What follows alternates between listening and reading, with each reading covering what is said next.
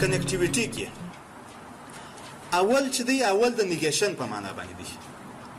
نیګیشن یا د یوې جملې رد موږ ورته وایو. رد مثلا که چیرې زه وایم نیګیشن عموما په دغه علامه باندې ښودل کېږي. مثال زه نوشته کومه چې I am taking lecture. دا که چیرې زه په پی باندې وښیم په پی باندې کې چیرې وښیم نو دا نیګیشن دا معنا چې یعنې د دغه جملې مستردیدل ردول د دې جملې یا د دې جملې منفي اړخ لیکل. هدف یې څه دی؟ I am not taking lecture. اول خو د دې جملې منفي اړخ شو. زه چې وایم چې I am taking lecture زه درس اخلم یا مثلا زه درس در کوم. مثال که چیرې زه وایم چې زه درس نه در کوم دا د هغې جملې منفي اړخ شو که نه شو؟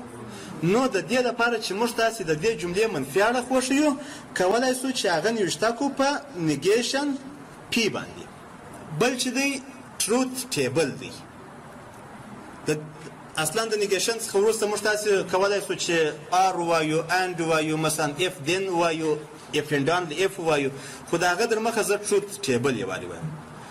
تروت ټیبل چې دی دا یو ټول دی چې په دې ټیبل کې موږ تاسو د جملو صحیح او غلطي والیوګانې نوشته کوو یا ترو فالس نوشته کوو. تروت ټیبل کې دا یو ټول دی د دې لپاره استفاده کېږي چې موږ تاسو د جملاتو یا صحیح اړخ ولیکو او یا هم غلط اړخ ولیکو. مثلا زه که چیرې د پی دپاره تروت ټیبل نوشته کوم مثال دا هم پی دا مساوي کېږي په ترو باندې او په دې ځای که چیرې زه ولیکم چې نیګیشن پی دا نو بره مساوي کېږي په فالس باندې یا غلطه جمله.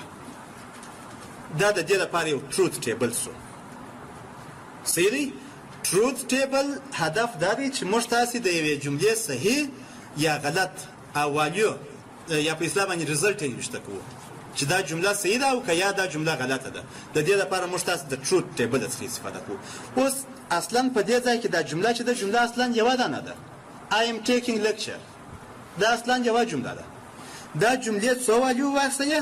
دوې والیو یې واخیستلې. یا به ترو وي او یا به هم فالس وي که چیرې نیګیشن د دې جملې را وي.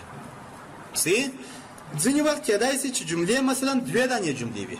مثال درته وایم مثلا دوې جملې یوه دانه د پی په نامه باندې ده او بله هم د کیو په نامه باندې ده. دوې جملې که چیرې تاسې یوه جمله ولرئ د یوې جملې لپاره تروت ټیبل یا اخري ریزلټ چې دی ټوټل دغه پی چې ده یا به ترو وي یا به فالس وي. څو ریزلټه لري؟ دوه ریزلټه لري. نو که چیرې جمله یوه جمله وه دوه په طاقت د یو کېږي ریزلټ یا تروت ټیبل یې درښیم. که چیرې جملې دوې دانې وې نو تروت ټیبل یې مساوي کېږي په دوه په طاقت د دوه باندې یا ریزلټ یې مساوي کېږي په څلور باندې. صحیح؟ که چیرې جملې درې دانې وې نو دوه په طاقت د درې باندې دا مساوي کېږي په اته باندې. اته ریزلټه یا اته نتایج ورکوي. سر مو نه په خلاصېږي په دې باندې اوس یې درته وایم. صحیح دی؟ که چیرې جملې مثلا څلور دانې وې بیا دوه په طاقت د څلور ریزلټ یې مساوي کېږي په شپاړس باندې. هدف څه دی؟ هدف دا دی چې امکان لري چې دغه اوله جمله دې صحیح وي. شاید دا مثلا دا ترو وي او دا هم فالس وي. صحیح دی؟ شاید دا فالس وي او دا هم ترو وي او شاید دا دواړه فالس وي. نو په دې خاطر باندې دا څلور والیوي لري. صحیح دی؟ دوه په طاقت دوه مساوي کېږي په څلور باندې. اوس که چیرې بیا جملې درې دانې سي مثلا ار عمر سره ځای سي بیا ټیبل مساوي کېږي دغه ټیبل ټوټل اته روبي لري. نو دې ته موږ تاسې کولی شو چې تروت ټیبل ووایو. کنجنکشن موږ تاسې اند ورته وایو او معرفي کوو چې یا سمبول چې دی هغه د دغه اند په دغه باندې په کرکټر باندې معرفي کوو. د اند په کرکټر باندې د اند څخه هدف څه شي دی؟ د اند څخه هدف دا دی چې موږ تاسې مثال په عادي ژبه باندې که چیرې زه درته په عادي ژبه باندې مثال سبا او بل سبا رخصتي ده.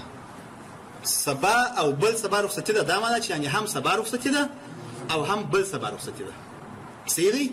نو د اند دپاره یا د کنجکشن دپاره کچيري جمله یا ریزلټونه دواړه صحیح و موږ تاسو صحیح لیکو او کچيري یو پکښې کې غلط و موږ تاسو غلط نوشته کوو صحیح دی مثلا کچيري زه وایم چې وایم I and Ahmad are coming اوس په دې ځای کې کچيري ته مثلا یو ځای رئیس مثال ته رئیس زه و احمد درته راسو زه درته وایم چې زه درته راسم زه درته وایم چې زه و احمد سبا راځو سبا کچيري یوازې زه راسم زه غلط یم ما چې دا خبره کړې ده کچيري یوازې احمد راسي هم زه غلط یم او کچيري موږ دواړه نو سره هم زه غلط یم کچيري موږ دواړه راسو بیا زه صحیح یم صحیح دی نو کنجکشن چې دی یا اند په هغه صورت کې کچيري موږ تاسو دوه جملې ولرو مثلا پی او کیو کچيري دې ترو والیو واخصله او دې هم ترو والیو واخصله نو پی and کیو چې دی دا هم ترو کیږي صحیح دی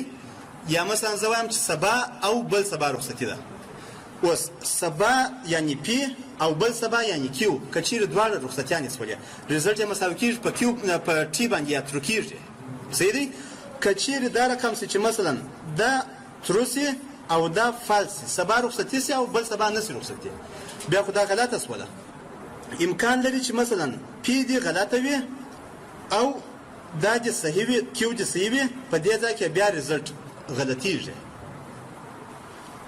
او کچيري دا رقم چې مثلا هم پی غلطه شوله او هم کیو غلطه شوله په دې ځای کې هم ریزلټ غلطیږي دا ټروث ټیبل د کنجکشن دی